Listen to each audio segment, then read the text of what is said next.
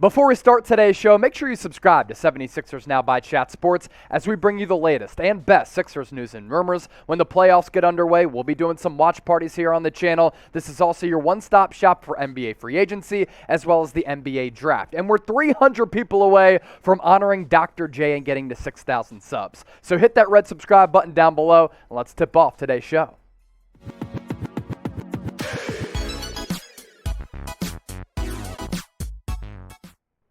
Welcome in to Philadelphia 76ers Now by Chat Sports. I'm Chase Senior. We start off today's show with some rumors hovering around Doc Rivers and the reported interest from the Los Angeles Lakers in Doc Rivers to be Frank Vogel's replacement if he does end up getting fired after this season. And I believe that's going to be the case because this year has been an outright disaster for the Los Angeles Lakers. They're going to move on from Vogel. Who is going to fill his spot on the bench, and could it be Doc Rivers? This coming from Jake Fischer, and he's obviously tapped into the organization. We've alluded to his reports before. He said this about Doc in LA. Doc Rivers, the Philadelphia 76ers head coach, is another active bench leader being mentioned by league personnel as a potential Lakers candidate. Rivers' tenure in Philadelphia has also come into question of late, spurred by team president Daryl Morey's deadline acquisition of James Harden and the mounting speculation that followed about a potential reunification with Harden and his former Rockets head coach and Mike D'Antoni. Now, the problem with this report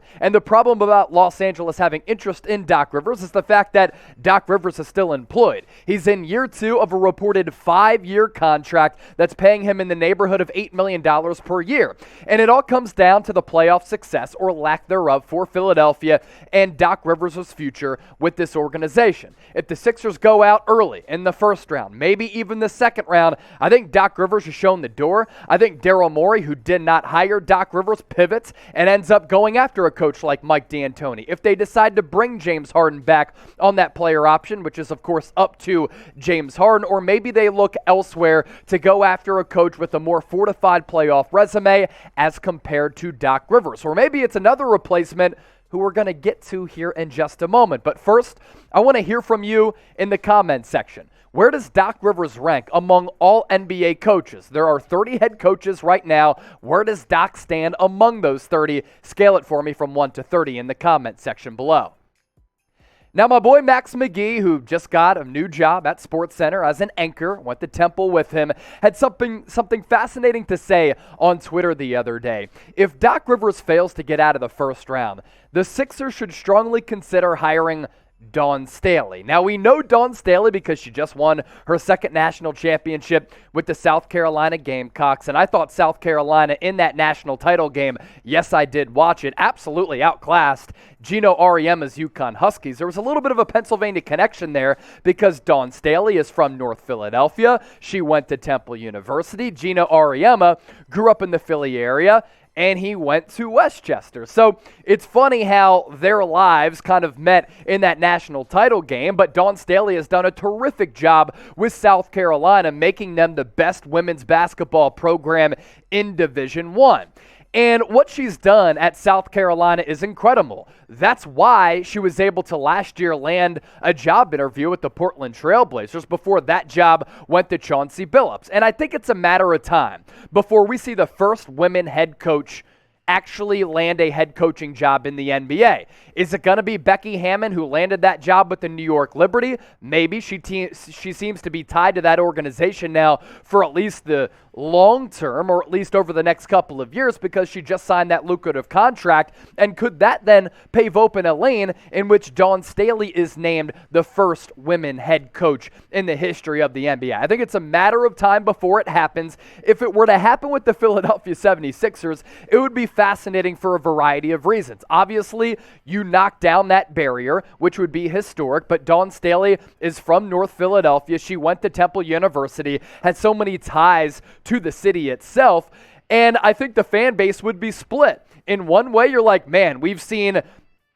coaches from Eddie Joran to other flameouts with this organization. Dawn Staley can't be any worse, right? Then there's another sector that would say, Really, we're hiring a woman to be a head coach of a men's basketball team? That'd be a little weird. Either way, it's a pretty fascinating topic to converse about in NBA circles. Your one-word reaction if the Sixers hired Dawn Staley. I'm not going to censor you in the comments section. You can say whatever the hell you want. Just make sure you get those one-word reactions into the comment section down below. And while you're down there, 300 people away from 6,000 subs. We launched this channel late last summer. We are the fastest growing Sixers channel on YouTube. Multiple videos per week covering the latest Sixers news and rumors. And as I mentioned, when the playoffs get underway, we'll do a watch party. We have you covered during the draft as well as free agency, so hit that red subscribe button down below or go to youtube.com/76erstv to join the fastest growing Sixers channel on the internet. Joel Embiid continues to gun for NBA MVP after another marvelous performance, this time at the hands of the Indiana Pacers. 39 minutes played for JoJo, 45 points, 13 boards, 18 of 30 from the field, 7 of 10 from the free throw line. He hit that buzzer beater at the end of the first quarter off the glass, from three, fading into out of bounds, and he just continues to just do crazy, ridiculous, wild things night in, night out that the Joker would never dream about doing. And Kendrick Perkins, I think he's one of the best personalities on ESPN these days. He actually keeps it real, he keeps it honest, and has a personality. He said this about Embiid going for NBA MVP. With another 40-piece spicy, Embiid has become the first center to lead the league in scoring since Shaq in the early 2000s, by the way. This and keeping the 76ers afloat during the Ben Simmons disaster. I think my first official MVP is penciled in. Joel Embiid, carry on. Now, for the first time, Kendrick Perkins actually has an NBA MVP vote. Kevin O'Connor of The Ringer responded and said, I might be with you. Bill Simmons, Ryan Russillo, they're siding with the Joker, maybe even Giannis. The point here being this NBA MVP race is so closely knitted, and it's going to come down to Sunday, the final game of the regular season. Now, the last 6 games, Embiid has been trying to make a statement to all the naysayers who say he shouldn't be the NBA MVP. Check out these numbers over the last 6. Wild. Almost 37 points per game, nearly 15 rebounds, and he's been getting it done on the defensive end of the floor. So you can't talk about Embiid as just being a one-way player, and I think he's the better defensive player than Nikola Jokic. So those numbers, crazy. And he has 3 more games to really prove his worth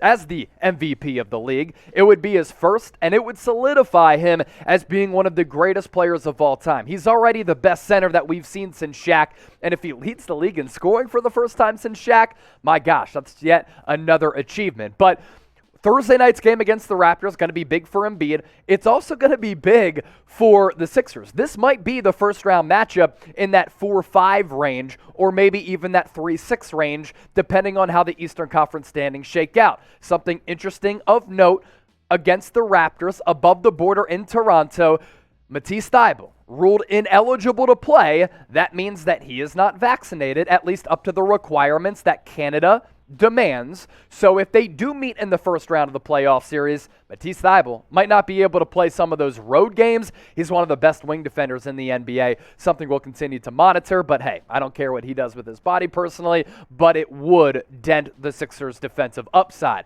9th against the Pacers, 10th against the Pistons, 3 games left in the 2021-2022 season. It's crazy how quickly this season has gone and how much of a roller coaster ride it's been. The Embiid MVP campaign, the Ben Simmons drama, trading for James Harden. James Harden got off to that fast start, first 5 games, and since then, he's really tailed off. You know what hasn't changed? Joel Embiid, just straight up balling out. So do you think he is the NBA MVP? I want to hear from you once more. And back up your guy, back up our homie, back up Philadelphia's own in the comment section by giving me a Y for yes or an N for no. Joel Embiid, not the only cat who just went off against the Indiana Pacers. So too did Tyrese Maxey, and his development continues to be one of the more fascinating storylines we've seen in the history of this franchise, honestly. Year 1 to year 2 jump for Tyrese Maxey it really has happened before our eyes in an unbelievable fashion. I knew that this guy was going to be great. The receipts are there when we first started the channel that I thought he was going to be a breakout candidate. I didn't see him putting up these types of numbers consistently. 38 minutes against Indiana, 30 points, 7 boards, 9 of 12 from the field, and 8 of 11 from downtown. And check this out. The improvements for Tyrese Maxey, they've happened before our eyes as well. He is top 5 among all three-point shooters in the NBA.